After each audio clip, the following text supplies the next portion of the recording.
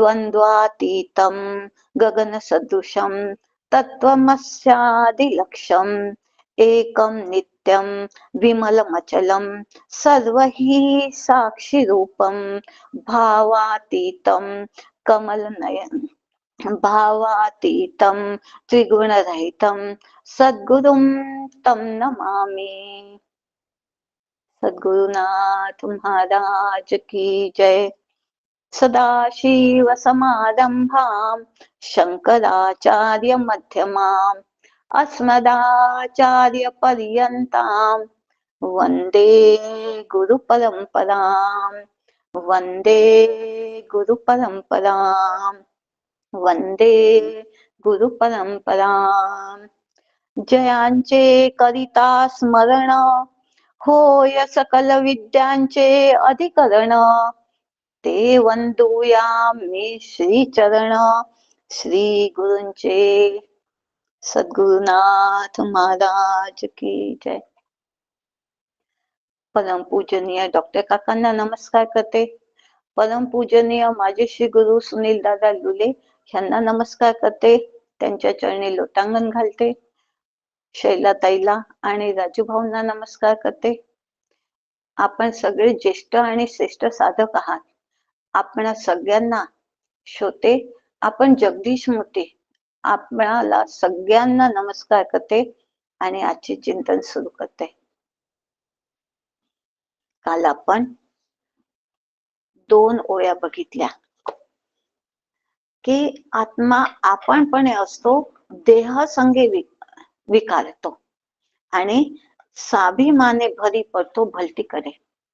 भलतीकडे जातो म्हणजे कुठं जातो? देहाच्या संगतात येतो, तिथं मी मी मी मी या देहाला म्हणतो आणि त्याचाच अहंकार करतो आणि भलतीकडे जातो म्हणजे काम क्रोधादी सगळ्या विकारांना बळी पडतो।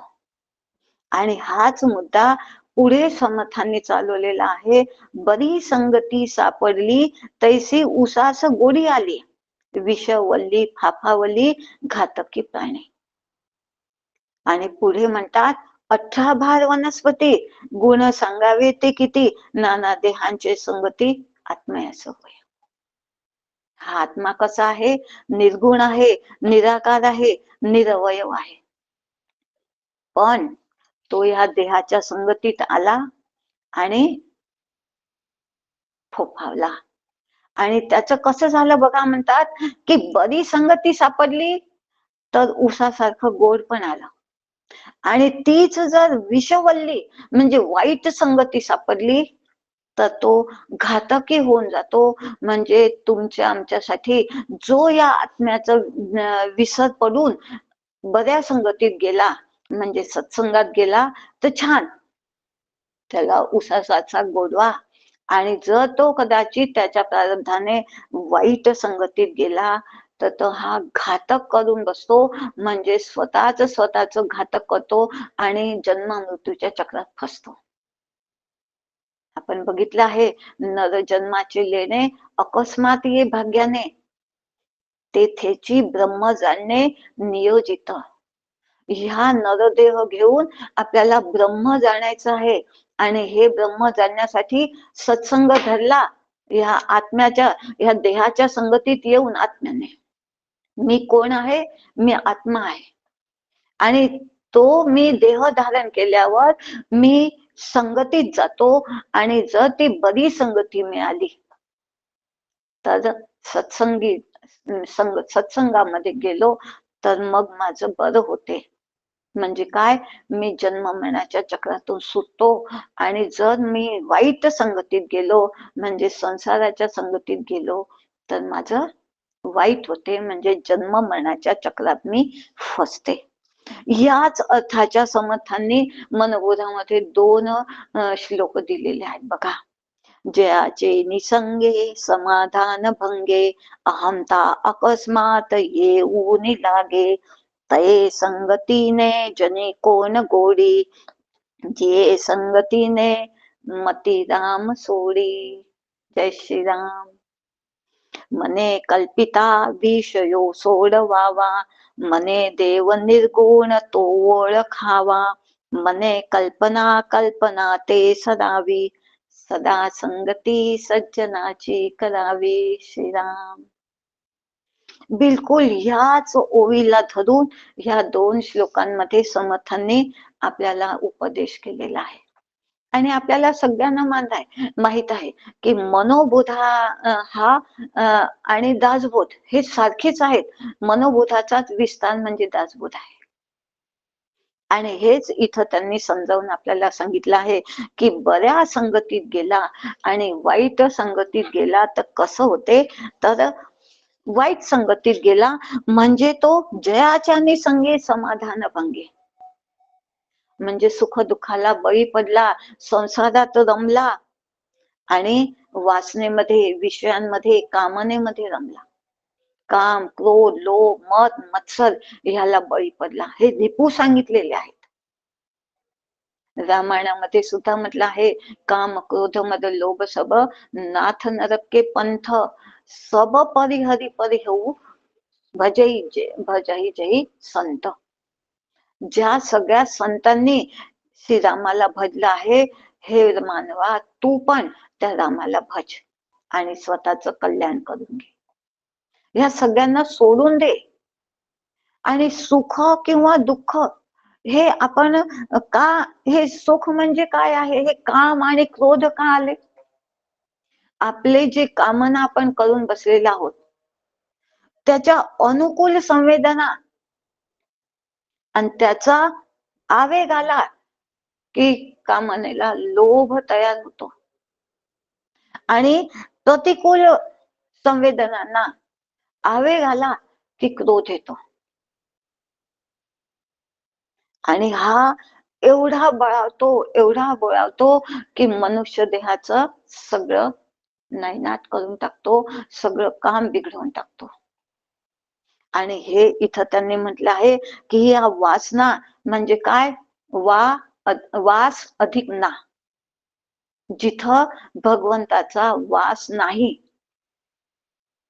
त्या वासना, जिथं भगवंताचं चिंतन नाही म्हणजे वासना.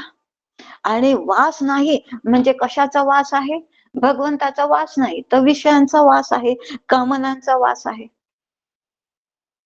विशेषेण क्षीणती इति या वासना हे क्षीणतात, आपल्याला विशेष रूपाने क्षीणतात, त्याला वासना म्हटलेलं आहे.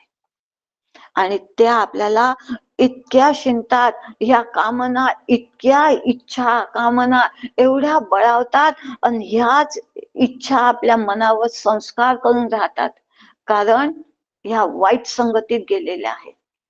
कामाच्या, क्रोधाच्या, लोभाच्या, मला हवं म्हणजे हवंच, हा संस्कार इतका म्हणजे बळावतो, त्यालाच कामना असं म्हटलेलं आहे. आणि ह्या अपूर्ण इच्छा सगळ्या आपल्या पूर्ण होतील असं म्हणजे गरजेचं नाही आहे, महत्वाचं नाही आहे. काही इच्छा आपल्या अपूर्ण राहतात आणि त्या इच्छांचे संस्कार मनावर राहून जातात आणि त्या भविष्यात कधीतरी पुरे होतील, ह्याला म्हणतात आशा. मला अशी 28,000ची साडी हवी होती, पण मी नाही घेऊ शकली, माझ्या पतीने मला नाही घेऊन दिली. आता ही कामना अर्धवट राहिली.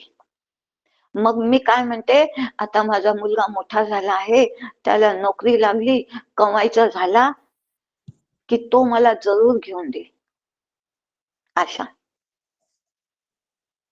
आणि अशा रीतीने आता ती साडी घेतल्याशिवाय चैनच पडत नाही. तो त्याच्या सगळ्या याच्यामध्ये गुंतला, हो, त्याच्या संसारामध्ये गुंतला. माझ्या हे जे मी आशा धरली होती त्याच्याकडून की तो मला 28,000ची साडी घेऊन देईल, ती मला तो पूर्ण करतच नाही. आता मला त्याचे कमाई सुरू झाली आहे, त्याचे पगार, त्याची इन्कम सुरू झालेली आहे, तरी तो माझ्याकडे बघत नाही, मला 28,000ची साडी घेऊन देत नाही. मला आता चैन पडत नाही, त्याच्याशिवाय मला बेचैनी आलेली आहे, तृष्णा. ह्याला तृष्णा म्हटलं आहे. आणि मग आता ही तृष्णा पोटी ती प्रत्येक गोष्टीमध्ये तीच निवड. कुठेही जा, काही करा, कुठेही खर्च करण्याची वेळ आली तर सगळ्यात पहिले मी हेच माझं उभं करते, साडी घ्यायची आहे, साडी घ्यायची आहे. स्पृहा. आणि ह्या लोकांनी आता माझ्या मुलांनी नाही पूर्ण करून दिली हो. आता मुलाचं लग्न जुळलं आहे, व्यायांनी तरी घ्यावी. आणि अपेक्षा, लोकांकडून अपेक्षा करते की माझ्या व्यायांनी मला अशी 28,000ची साडी घ्यावी, आणि त्यांनी नाही घेतली. आणि जेव्हा असा काही प्रसंग येतो की हे देण्या घेण्याचं काहीतरी बोलणी होते, तेव्हा मी त्यांना पहिले म्हणते की अशी अशी साडी माझ्यासाठी घ्या. बोलणी करते, याचना.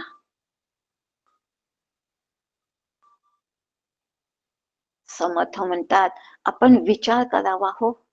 आणि ह्या कामनांचं मूळ कुठं आहे? संकल्पना. मीच ही कल्पना केलेली आहे की मला आहे आणि पापाकडे मी जात आहे. आणि शास्त्र म्हणते, श्री गुरु म्हणतात, ही कल्पना तू केली ना, कल्पनेनेच कल्पना कापायची. ह्या कल्पनेला एवढं वाढूच द्यायचं नाही. एकदम दुसरी कल्पना द्यायची आणि ह्या कल्पनेने दुसरी कल्पना देऊन तिथं त्या कल्पनेला कट द्यायचा, त्या कल्पना थांबवायच्या आणि विचार करायचा. कसा विचार करायचा? मी सुखरूप आत्मा आहे. मला विचार देता आला पाहिजे की मी कोण आहे? मी सुखरूप आत्मा आहे. मग मी या विषयांसाठी, या सगळ्यांकडे, विषयांकडे, या इंद्रियांच्या मार्फत का भीक मागायला जाते मी? हे माझं काम नाही आहे. असा मी विचार द्यायचा की मी विचार कसा द्यायचा? मी सुखरूप आत्मा आहे. मग सुख कोठे आहे? ह्या साडीमध्ये नाही आहे ना. कल्पनेने कल्पना कापली. मग मी सुखरूप, माझं सुख कुठे आहे? ते सुख मला कशाने मिळेल?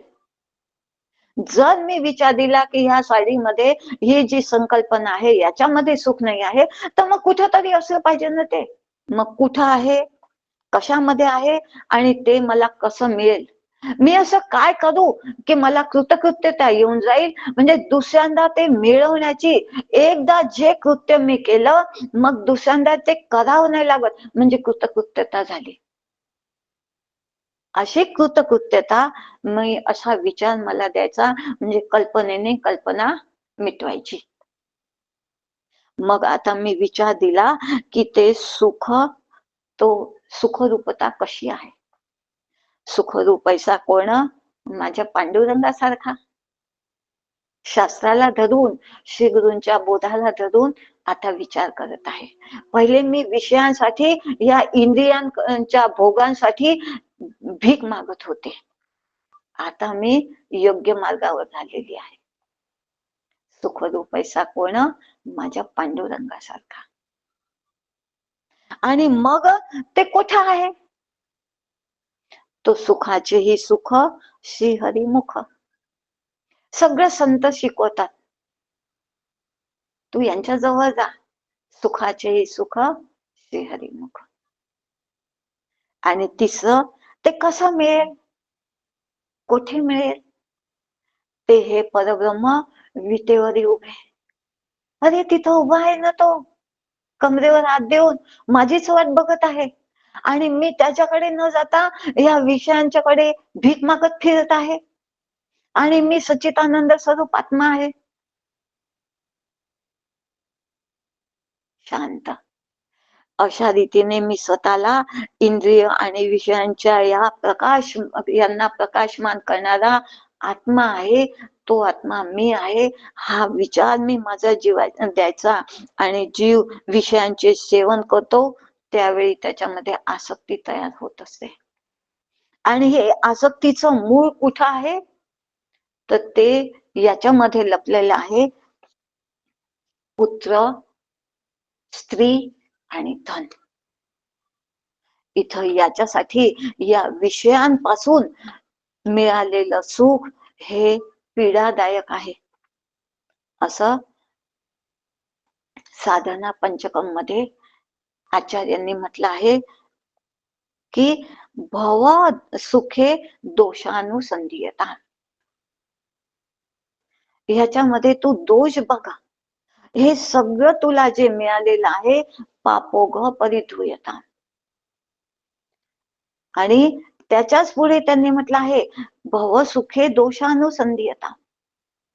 आचार्यांची आज्ञा आहे की ह्या पापांच्या विचारांमधून ह्या सगळ्या विचार जे आलेले आहेत त्याच्यामधून तू स्वतःला काढ.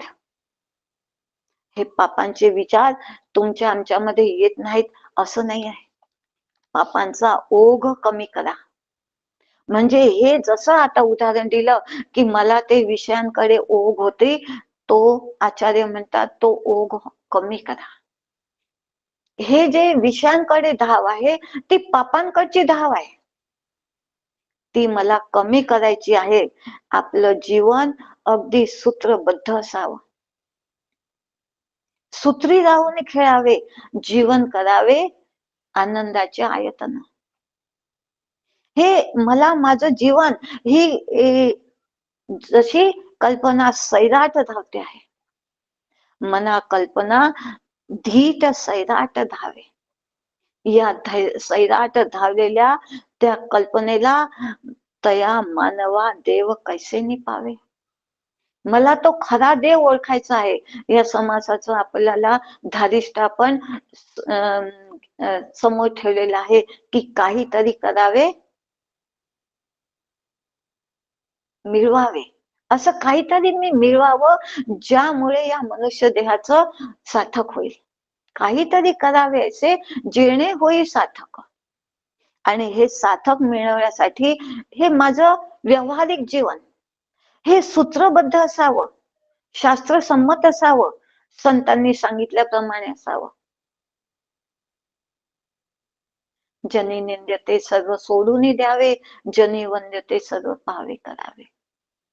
आणि असं नियोजनबद्ध जीवन फार आवश्यक आहे. आणि त्यानुसारी मग जर मी वागत असेल, म्हणजे माझं जीवन जर भरकटलेलं असेल तर ते त्रासदायक होते. आणि मला असं त्रासदायक जीवन नको असेल तर मी माझ्या जबाबदाऱ्या निभवून द्याव्या. आणि मग त्या जबाबदाऱ्या करणं गरजेचं आहे, कारण एकाग्र चित्त करायचं आहे भगवंताच्या चरणी, श्री गुरूंच्या चरणी मला रमायचं आहे. आणि एकाग्रतेसाठी ह्या सगळ्या जबाबदाऱ्या पूर्ण झालेल्या असल्या पाहिजे. नाही तर हे बाकी आहे ते बाकी आहे असं जर मनामध्ये लागलेलं असेल तर शांत चित्त होऊ नाही शकत. त्याच्यासाठी ह्या जबाबदाऱ्या मी निभवून एकाग्र चित्त करण्यासाठी मग मदत होते. आणि मग देवाच्या प्राप्तीसाठी मन एकाग्र करणे सुद्धा तेवढंच गरजेचं आहे. कारण मला आठवलं पाहिजे सच्चिदानंद पदवी घेणे हा अधिकार नारायणे दिलेला असेल. मला या मनुष्य देहात येऊन ते एक काम करायचं आहे. आणि ह्या जीवनात आल्यावर मला ऐसे काही जाणून सार्थक केले पाहिजे, हे सार्थकही मला करायचं आहे. माझं जन्म सार्थकी लावायचा आहे. ह्या जबाबदाऱ्यांमध्ये ह्या संसारामध्ये रमायचं नाही आहे. जबाबदारी पूर्ण केली, बाहेर निघा. आणि मग ही साधना तत्वरेखांकित असावी, तत्वज्ञानावर आधारित असावी आणि ती अंगात भिनली पाहिजे. जसा सापाचा चावा घेतला त्यांनी सापाने तर ते विष अंगात भिनते, तसं हे तत्वज्ञान, श्री गुरूंचा बोध, वेदांत शास्त्राचा तत्वाचा बोध मी माझ्या अंगामध्ये भिनवून घ्यावा. आणि त्यानुसारी मग प्रत्येक कर्म माझं असावं. म्हणजे निष्काम कर्म म्हणजे चित्त शुद्ध होत जाईल, निष्काम उपासना म्हणजे चित्त शांत होत जाईल. आणि मग मी ज्ञानाचा अधिकारी होईल. म्हणजे काय, चित्तावर चैतन्याची मोहर लागेल. बस हेच ते धन्यता पावायची आहे. आणि आपल्याला सगळ्यांना माहित आहे की अर्जुनाचं त्यांनी काय केलं आहे? स्वदेहा नाव अर्जुन, परदेहा नाव स्वजन. आणि मी जर इथं रमलो स्वतःला अर्जुन समजणे, म्हणजे कोणीतरी जन्म झालं तेव्हा या आत्म्याला काही नाव होतं का? देहाच्या संगे म्हटलं आहे. ह्याला सगळ्यात पहिले नाव मिळालं आणि मग हे नावच म्हणजे मी आहे, हे रूपच म्हणजे मी आहे, हा देहच म्हणजे मी आहे, ह्याच्यावर मी स्थिर होत चालले. पण मला इथं विचार करायचा आहे की हे नाव कोणीतरी दिलेलं आहे, आत्म्यावर हे चिकटवण्यासारखं झालं. जसं इथं म्हटलं आहे की नाही की नाना देहाची संगती आत्म्यास येते, असं मी दिलं आहे. पण स्वदेहा नाव अर्जुन आणि परदेहा नाव स्वजन. या नावामध्ये मी अटकले, या रूपामध्ये मी अटकले आणि ह्याच्यातच जर मी असा उलगडत असेल तर ह्या गोष्टी मी अटकू द्यायच्या नाहीत, हे योग्य नाही. मला त्यावेळेस श्री गुरूंचा बोध, शास्त्राचा बोध आणि ही जीवनाची सुसंगता मला लावता आली पाहिजे. आणि ही जेव्हा मी लावते तेव्हा विचार, जसा आता आपण पाहिला की मला विचार देता आला पाहिजे आणि तो विचार म्हणजे सुखरूप मला व्हायचं आहे. आणि सुखरूप ऐसा कोण? माझ्या पांडुरंगासारखा. त्या पांडुरंगाच्या ठिकाणी मी एकरूपता मला पावायची आहे. आणि ते जे माझ्या मनामध्ये, जसं आपण सुरुवातीला पाहिलं, ती 28,000च्या साडीमध्ये माझं मन रमलं आहे आणि तिथून त्या मीच ती कल्पना, ती संकल्पना मीच केलेली आहे आणि कल्पनेने कल्पना कापली. आणि मग आता ही दुसऱ्यांदा येऊ नये त्याच्यासाठी काही रस्ता आहे का? तर म्हणतात हो, तेथे बैसवू पावले श्री गुरूंची. बस, जिथे मी पुरत नाही तेथे श्री गुरूंना बसून द्यायचं. माझे श्री गुरु हे नाही आहेत, ते मला सगळ्यांमधून वाचून घेतील, मला त्या पूर्णतेकडे घेऊन जातील. जिथं मी इथं सगळीकडे रमत आहे ते श्री गुरु मला माझ्या त्याच्यातून सोडवतील आणि कृतकृत्यता अनुभव मला येण्यासाठी मला मार्गदर्शन करतील, मी काय करावं हे सांगतील. आणि तेच मग आपण जसं बघितलं की पापोघ परिधूयता, आचार्य म्हणतात की तू त्या पापांच्या ओघांना थांबव, की हे जे तुला इच्छा कामना ह्या होत आहेत ना, हे पापाचे विचार आहेत, यांना थांबव. हे ओघ आहेत, यांना थांबव. आपण पापाचे विचार काही करत असतो, मानसिक करत असतो आणि वाचिकही करत असतो.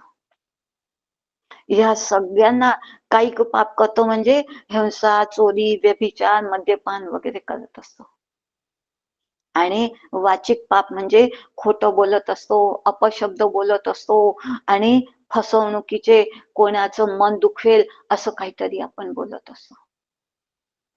आणि मानसिक पाप करत असतो म्हणजे काय? काम, क्रोध, लोभ, मोह, मत्सर, अहंकार ह्या सगळ्यांना बळी पडत असतो. आणि हे याच्यासाठी आपल्याला संतांनी अजून उपाय दिलेला आहे. तुकोबा म्हणतात, पाप आणि पुण्य कसं मी ओळखायचं की हे, आणि आपल्याला समजत नाही हो की मी हे पाप केलं आहे.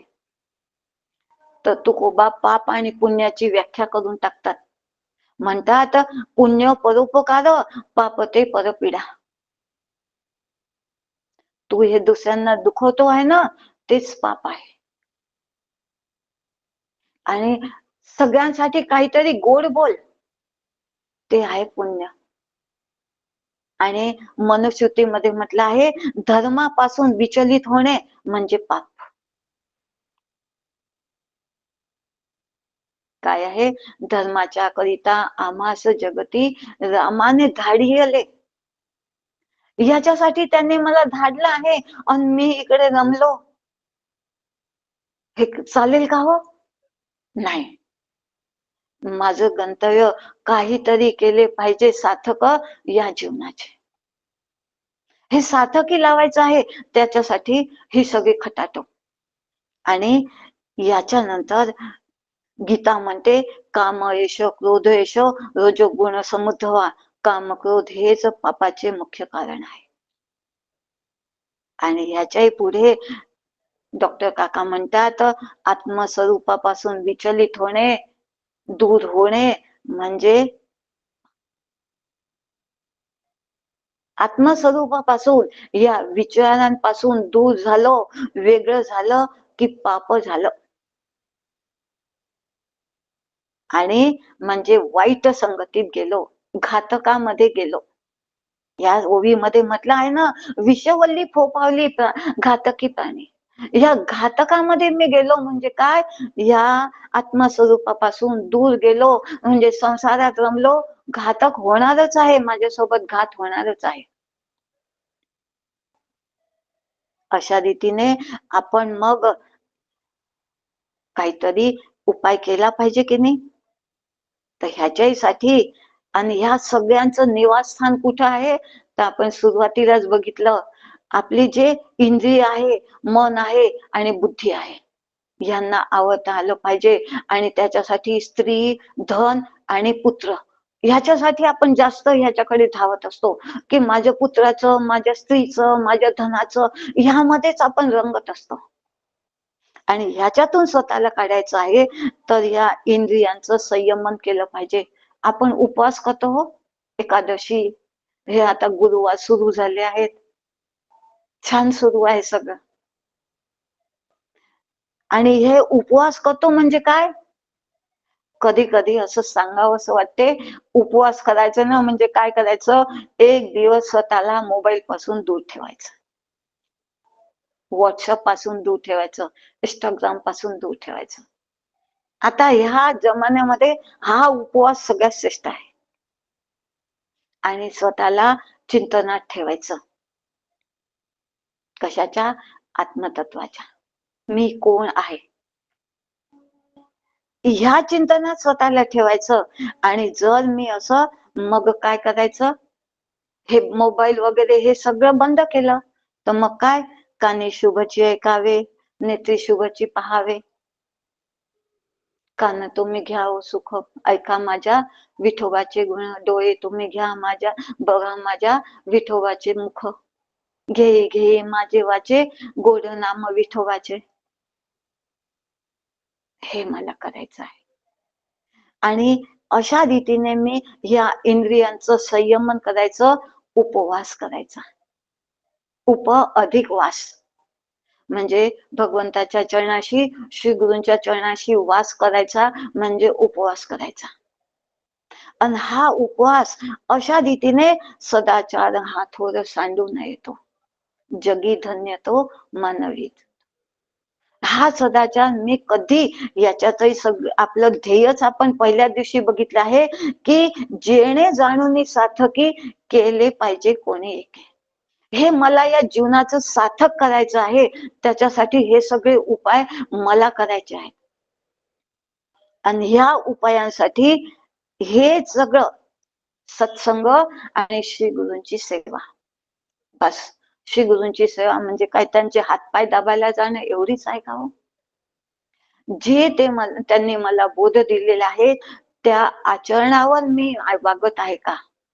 संग काल आपण बघितला, सहवास असू द्यावा या मुलाबाळांचा, आपल्या जे आपल्या घरात असतील त्यांचा, पण संग नेहमी श्री गुरूंचा, त्यांनी दिलेल्या बोधाचा. सतसंगती सदा घडो, सुजन वाक्य कानी पडो. इथंच मी असावं.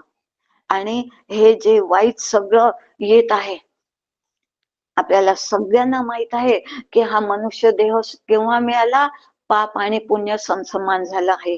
पाप पुण्य असता समता घडे, तरीच नर देह जोडे, एरवी हा जन्म न घडे, हे व्यास वचन भागवती समर्थ म्हणतात. जेव्हा पाप पुण्य समता घडे, तेव्हा तरीच नरदेह जोडे. मग आपण असं अजिबात म्हणू नये की माझ्या मनामध्ये पापाचे विचार येतच नाहीत. येतीलच, पुण्याचे विचार येतीलच. मग आचार्यांनी जशी आज्ञा केलेली आहे की हे पापाचे विचार येतील, त्यांना कार्यान्वित होऊ द्यायचं नाही. पापोग परिधूयताम, त्यांना थांबवायचं. आणि हे चांगले विचार, संवादी विचार, पुण्याचे म्हणजे काय, संवादी, ह्यांच्याकडे आपलं सुरू ठेवायचं. ह्या विचारसरणीला मार्ग करून द्यायचा आणि पापाच्या विचारांना थोपवायचं. आचार्यांची आज्ञा आहे हो साधना पंचकम मध्ये.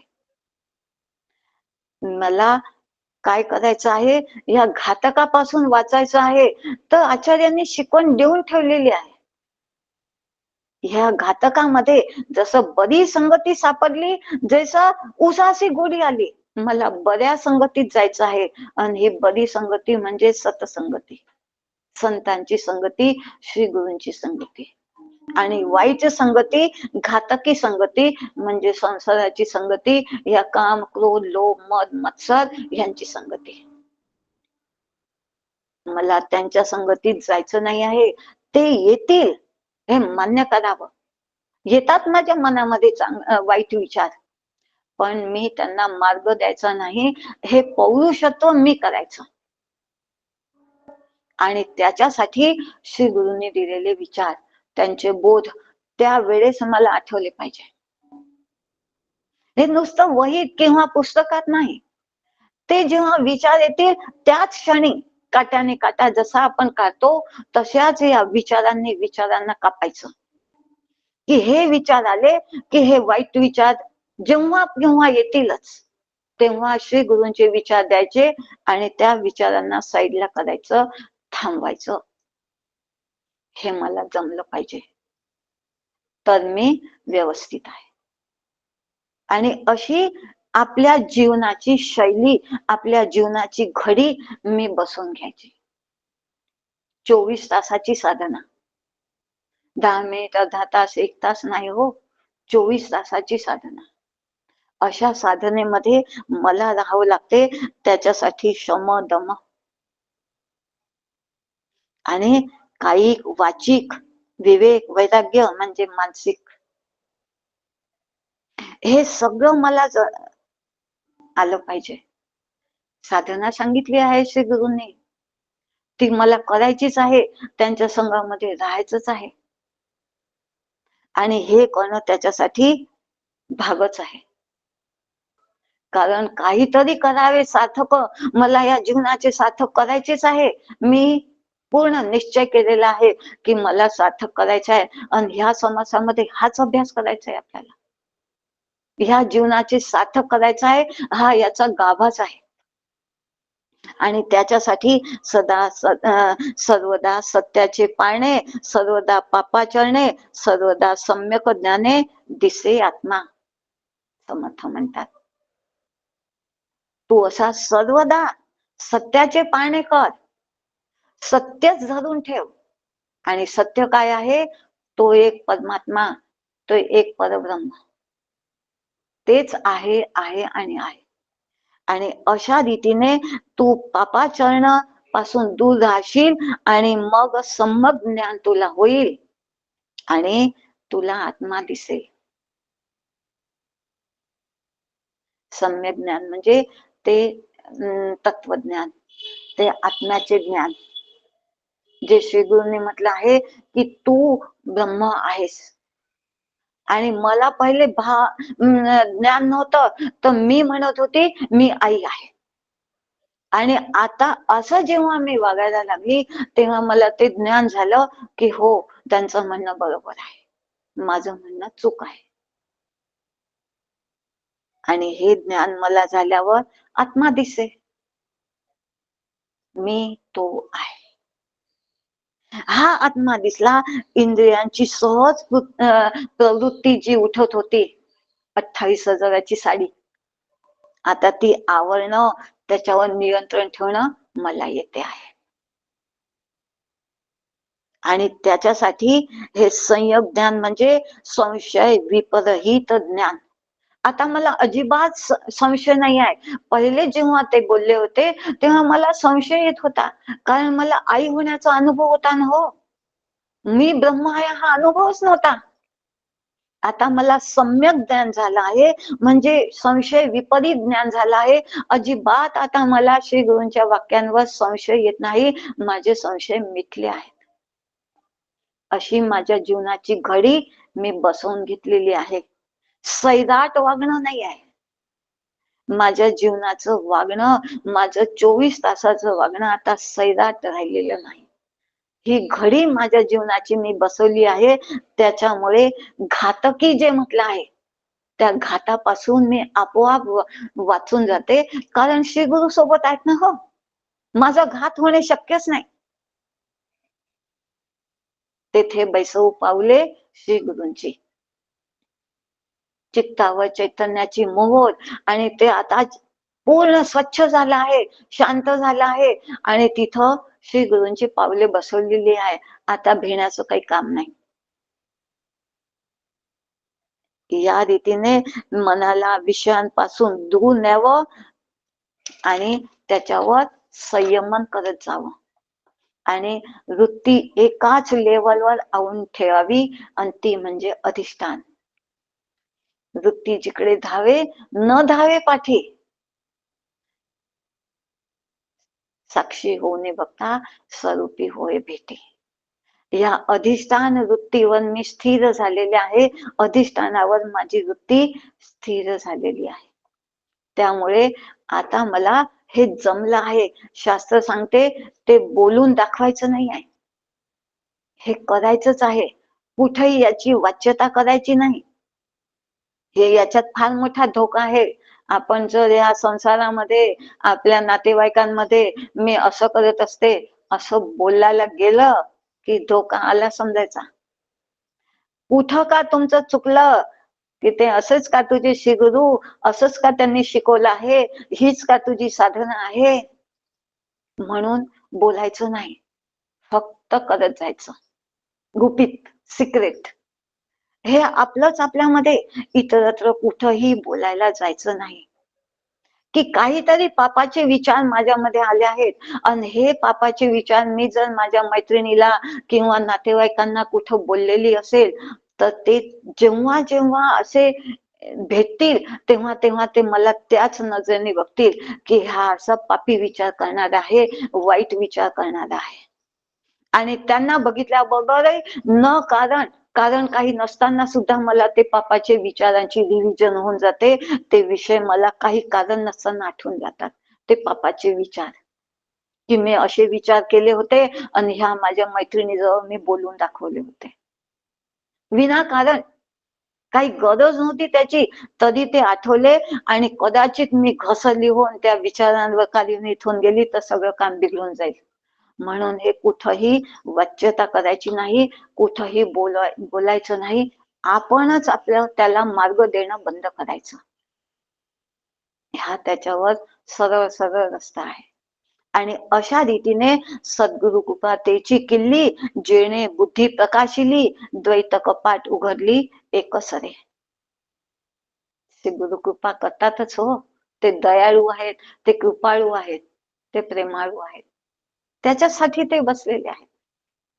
माझे श्री गुरु म्हणतात उशीर शिष्याकडूनच होत असतो.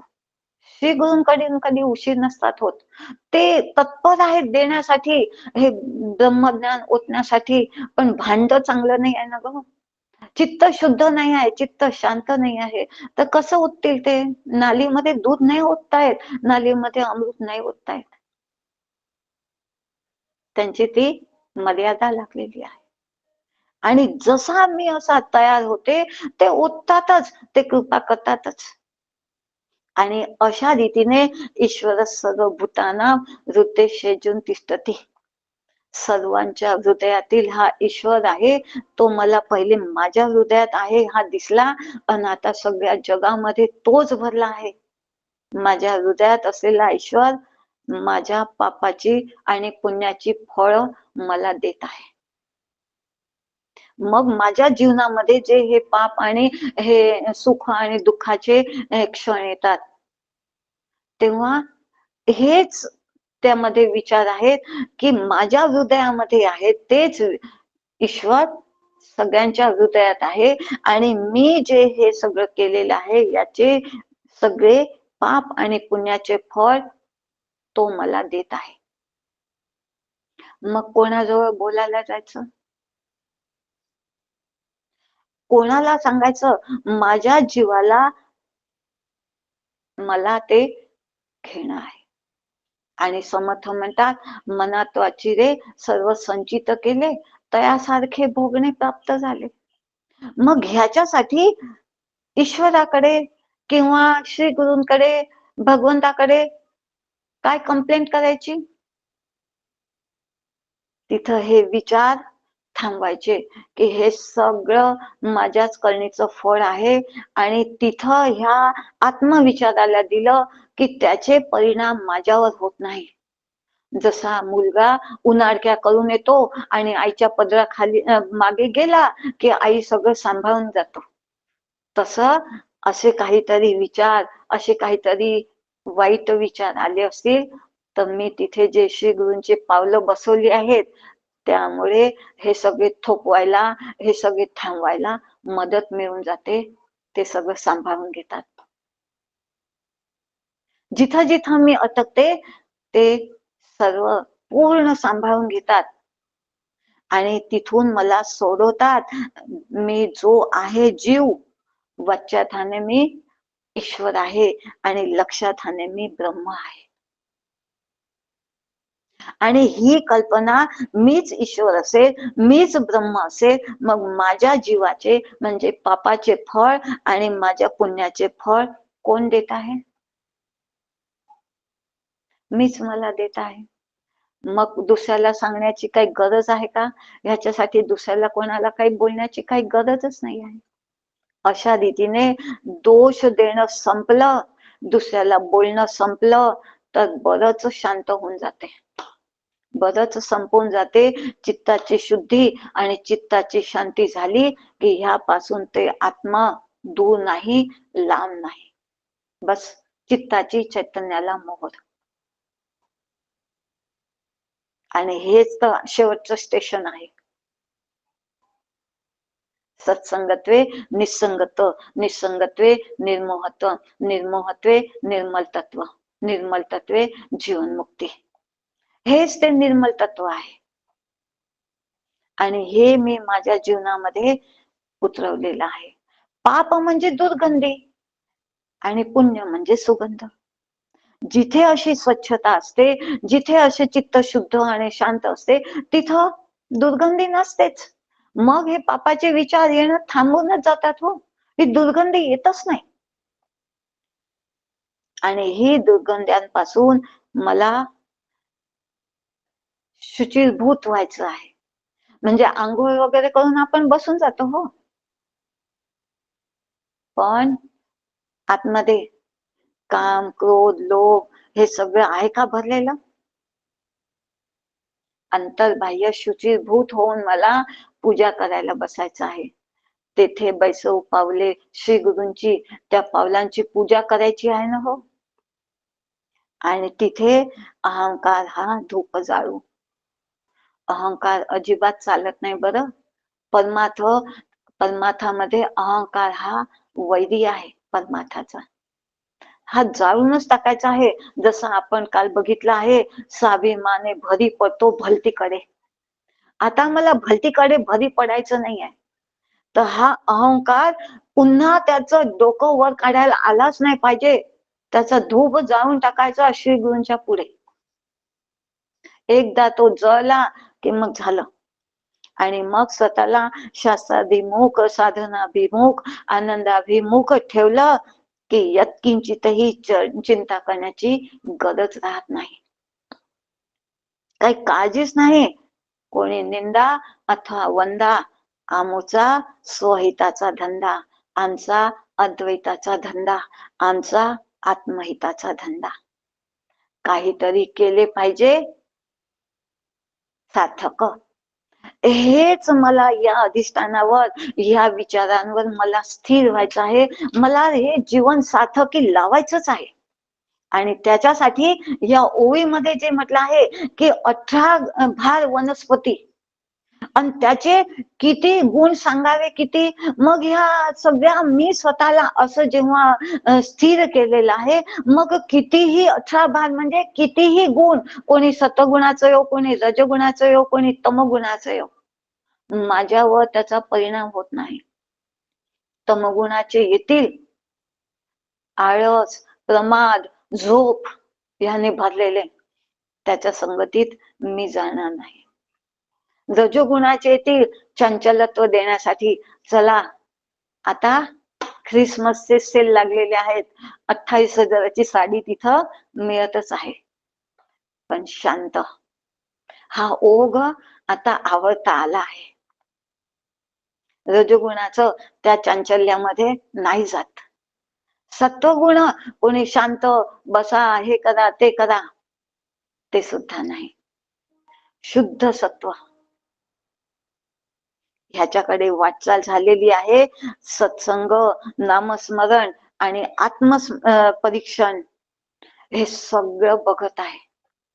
नेहमी सत्संग करत आहे, आत्मपरीक्षण करत आहे की ह्या पापाच्या ओघाला मी सांभाळत आहे की नाही, स्वतः बघत आहे.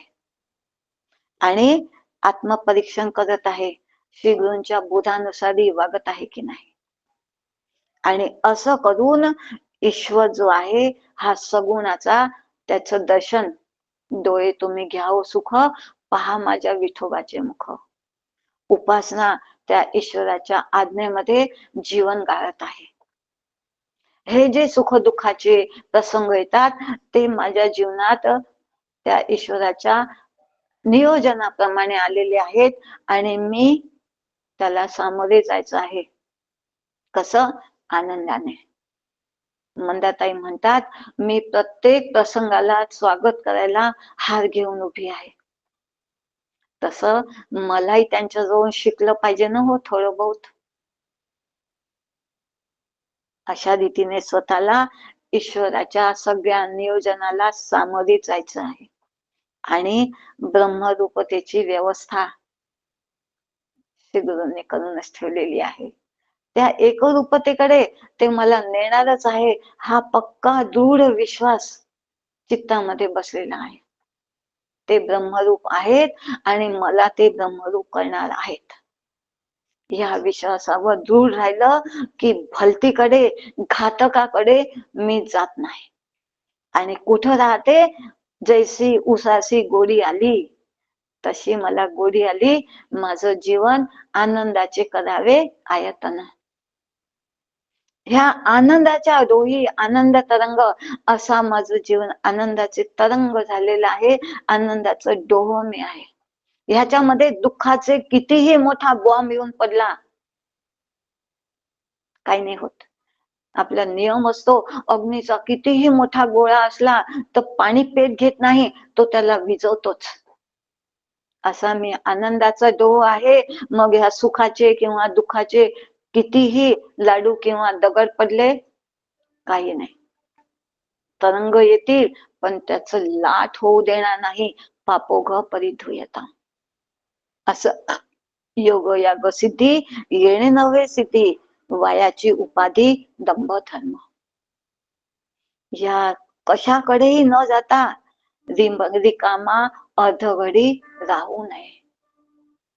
अर्धघडी सुद्धा रिकामा राहू नको म्हणतात. मग काय करायचं? येता जाता, बसत उठता, कार्य करता, देता घेता, वदनी वदता, ग्रास घेता, घरी दारी शय्येवरी निज सुखाचे अवसरी, सगळ्यांची लज्जा त्यजुनी भगवत चिंतन करी. बस हे एक चिंतन, ज्याचा विषय अधिष्ठान ते परब्रह्म मी आहे. चैतन्याची, चित्तावर चैतन्याची मोहर. आणि जेची क्षणी अनुग्रह केला तेची क्षणी मोक्ष झाला. बंधनकारी आत्मयाला बोलोची नाही. माझ्या श्री गुरूंनी मला स्वीकारलं आहे शिष्य म्हणून, मग त्याच क्षणी माझा आता मोक्ष आहेच. पण ही जीवन पद्धती, ही घडी मी बसवल्यावर त्या अनुभवाला मी प्राप्त होणार आहे.